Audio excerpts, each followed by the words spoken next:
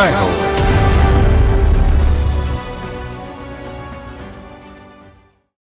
సమస్య పరిష్కార సమూహాలు, సామాజిక మాధ్యమంలో వందలాది సభ్యుల బృందాలు. కేరళలో ఓ వనితకు తట్టిన ఆలోచనే ఆచరణలో పెద్ద మహిళా సైన్యంగా మారింది. కోచి మహిళ రాఖీ జయశంకర్ మామ్స్ ఆఫ్ కోచి అనే ఒక సమాజాన్ని నెలకొల్పారు. అమ్మలు, అమ్మాయిలు, ఒకే బిడ్డలున్న తల్లులు, దీర్ఘకాల వ్యాధులతో పోరాడే అతివలకు ఉపాధి కోరుకునే వారికి ప్రత్యేక వేదికలున్నాయి. మహిళా సాధికారతే ధ్యేయంగా ఇవి ఏర్పాటయ్యాయి.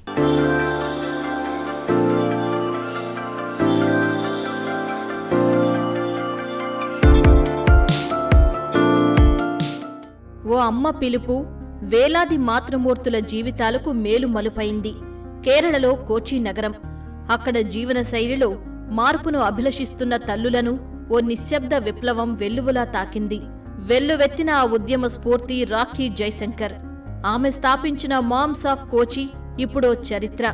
నిజానికి ఇది తొలుత ఓ 20 మందితో ఆరంభమైన వాట్సాప్ గ్రూప్ మాత్రమే. కానీ ఇంతింతై అన్నట్లు ఒక్కొక్కరు తలా 25 మందిని సభ్యులుగా చేర్చడంతో ఇవాళ మాకు 4000 మాతృమూర్తుల వ్యవస్థగా వెలసిల్లుతోంది. ఇందులో 28 నుంచి 30 గ్రూపులున్నాయి. కేరళలో నేను చిన్న పల్లెలో పుట్టాను. అక్కడే 10వ తరగతి వరకు చదివాను. ఆ తర్వాత +2లో చేరాను. వివాహానంతరం నా భర్తతో కలిసి కుటుంబ వ్యాపారంలో చేరాను. మాకు 3 పిల్లలు. అయితే 3వ కాన్పు తర్వాత ప్రసవానంతరం కుంగుబాటు తదితర సమస్యలు వచ్చాయి. ఈ పరిస్థితిని అధిగమించేందుకు పరిష్కారం కోసం చూస్తున్నాను. అప్పుడు నెట్లో హోలిస్టిక్ వెల్నెస్ కోర్స్ నా దృష్టికి వచ్చింది. ఆ చదువు పూర్తి చేశాక అది నాకెంతో సహాయపడింది. మాకు వ్యవస్థాపకురాలు రాఖీ పయనం వినూత్నం. గృహిణి మాత్రమే కాదు, ఈమె బహుపాత్రధారిణి. ఓ రచయిత్రి, విమర్శకురాలు, వెల్నెస్ కోచ్, ఫిట్నెస్ ట్రైనర్. వేలాది జీవితాలను సుసంపన్నం చేస్తున్న ఓ అష్టలక్ష్మి. 3వ బిడ్డ కడుపులో ఉన్న సమయం ఆమె జీవిత దశనే మార్చివేసింది. తనలాంటి అమ్మల సమస్యల పరిష్కారానికి ఓ వాట్సాప్ గ్రూప్ను ప్రారంభించారు. విజయ గాథల్లో కొన్ని కథలు ఎప్పటికీ నిలిచిపోతాయి. స్నేహ బృందంలో అవి ప్రత్యేకంగా ఉంటాయి. ఉదాహరణకు వంట వచ్చిన ఓ గృహిణి నోరూరించే కేకులు తయారు చేస్తారు. ఆమె ఆ కేక్ ఫోటోలను స్నేహితులకు పోస్టు చేస్తారు. ప్లీజ్ నాకు ఒకటి పంపగలవా అని అభ్యర్థిస్తారు మరొకరు. సరదాగా తయారు చేసిన కేక్ తో ఆమె ఇవాళ సంపాదిస్తోంది. అలా హోమ్ చెఫ్ గా మారింది. ఇదే ఓ ప్రత్యేక కథ. కొందరు తల్లులు ప్లే స్కూల్స్ ప్రారంభించారు. చిన్న చిన్న వ్యాపార సంస్థలను ఆరంభించారు. రాఖీ తన ఆరోగ్యాన్ని మెరుగుపరుచుకోవటం మీద దృష్టి పెట్టారు. పేరెంట్స్ ప్రేరణతో ఆన్లైన్లో యోగా నేర్చారు. మానసిక సవాళ్లను ధీటుగా ఎదుర్కొనేందుకు తను నేర్చిన మైండ్ఫుల్నెస్, వెల్నెస్ల ప్రభావాన్ని, శక్తిని గ్రహించారు. మహిళల కోసం 21 రోజుల వెల్నెస్ ప్రోగ్రాంను మొదలుపెట్టారు.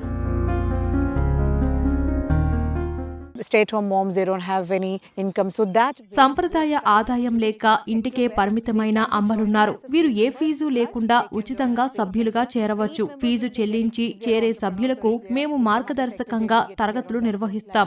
ఇది సర్టిఫైడ్ కోర్స్. దీనికి రూపకల్పన చేస్తున్నాం. మేమిప్పుడు బెంగళూరు, చెన్నై, హైదరాబాద్, ముంబైలకు క్రమంగా విస్తరిస్తున్నాం.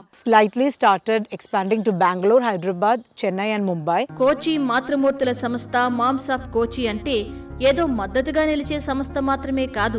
ఊసుపోక ఏర్పాటు చేసింది అంతకంటే కాదు. మాతృత్వ సంక్లిష్టతలు ఎదుర్కొన్న వారి సంఘమిది. ఈ బృందంలో డాక్టర్లు, కళాకారులు, గృహిణులు, వివిధ వ్యాపారవేత్తలు ఉన్నారు.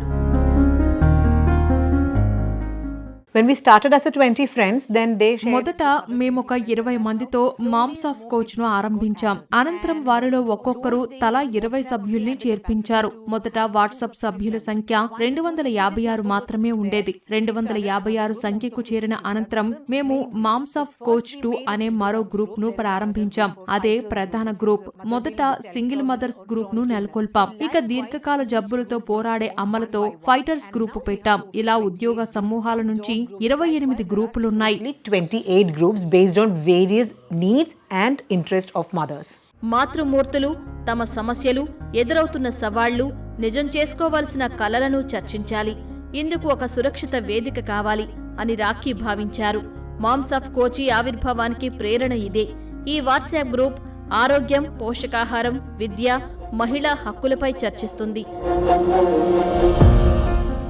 used to have a lot of ఏటా ఇక్కడ అనేక అవగాహన నారీ జనచేతన కార్యక్రమాలు చేపడుతుంటాం. బృందాలు ఉపబృందాలుగా కలుసుకుంటాం. మేము నిర్వహించే ఎగ్జిబిషన్ లో 200 మంది వ్యాపారవేత్తలు పాల్గొంటారు. 40,000 చదరపు అడుగుల ప్రాంగణంలో ప్రతి స్టాల్ను నిర్వహించేది ఒక అమ్మే. was handled by a mother. ఓ వ్యక్తి క్షేత్రస్థాయిలో కదిలి పనిచేస్తే ఎలాంటి మార్పులు తేవచ్చో అనటానికి మామ్స్ ఆఫ్ కోచి వ్యవస్థాపకురాలు రాఖీ నిదర్శనం.